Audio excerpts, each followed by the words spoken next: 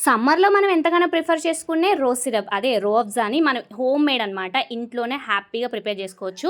So, బయట ఎలాంటి chemicals వాడి, ఎలాంటి ఫుడ్ కలర్స్ వాడి చేస్తున్నారో మనకైతే తెలీదు గదా! సో, సింపుల్ టిప్స్ అనమాట. అసలు ఇంట్లో ఉన్న వాటితోనే ఈజీగా ప్రిపేర్ చేసుకోవచ్చు.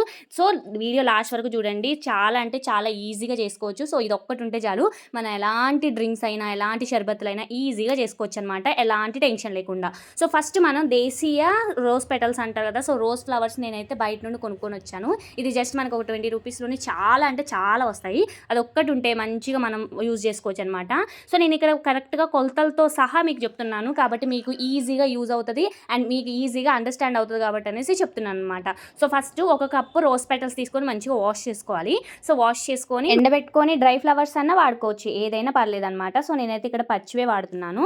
ఫస్ట్ బాండీ పెట్టుకొని అందులో నేను ఒకటే కొలత తీసుకున్నాను కదా! సో, రోజ్ పెటల్స్ అయితే మనం ఏ కప్పుతో తీసుకున్నామో సేమ్ అదే కప్‌తో మనం వాటర్ తీసుకోవాలనమాట. సో, నేనిక్కడ 2 కప్స్ ఆఫ్ వాటర్ తీసుకున్నాను. సో, 2 కప్స్ వాటర్ తీసుకొని దాంట్లోనే రోజ్ పెటల్స్ మనం వేసుకున్నాం కాబట్టి ఆ వాటర్ అంతా మరగాలనమాట. సో, ఆ లీవ్స్ అదే రోజ్ పెటల్స్ అన్నీ కూడా ట్రాన్స్‌పరెంట్‌గా అయిపోతే కలర్ అందులోకి వచ్చేస్తదనమాట.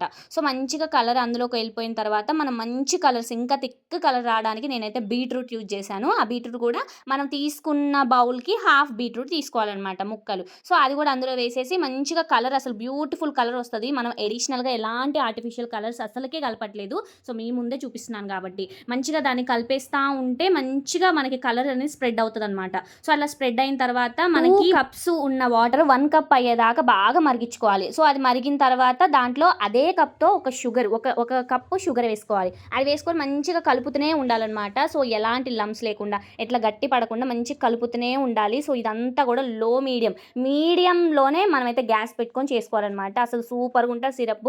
హనీ కూడా పనికిరాదు. అంత బావుంటది. ఒకసారి ఇంట్లో ఖచ్చితంగా ట్రై చేయండి. సో, మంచిగా ఆ షుగర్ అంతా కరిగిన తర్వాత మనకి తీగ పాకం కూడా అవసరం లేదు. జస్ట్ ఆయిలీ లాగా మనకి చేతికి అంటుకుంటా ఉంటే చాలనమాట.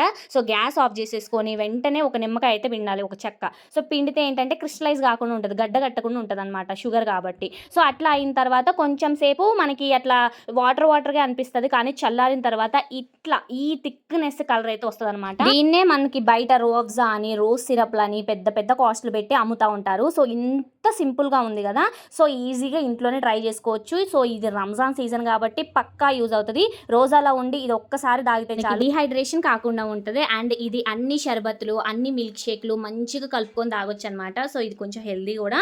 సో, ఈ వీడియో మీకెలా అనిపించింది? సో, ఇది రంజాన్ సిరీస్‌లో డే 3 కాబట్టి ఈ సిరప్ అయితే ప్రిపేర్ చేశాననమాట. ఈ సిరప్ ఒకటి ఉంటే చాలు 30 డేస్ సిరీస్ కూడా కంప్లీట్ చేసుకోవచ్చు. అంత బావుంటది. అంత మంచిగుంటదనమాట. సో, ప్రతి ఒక్కదానికి బెస్ట్‌గా యూజ్ అవుతది.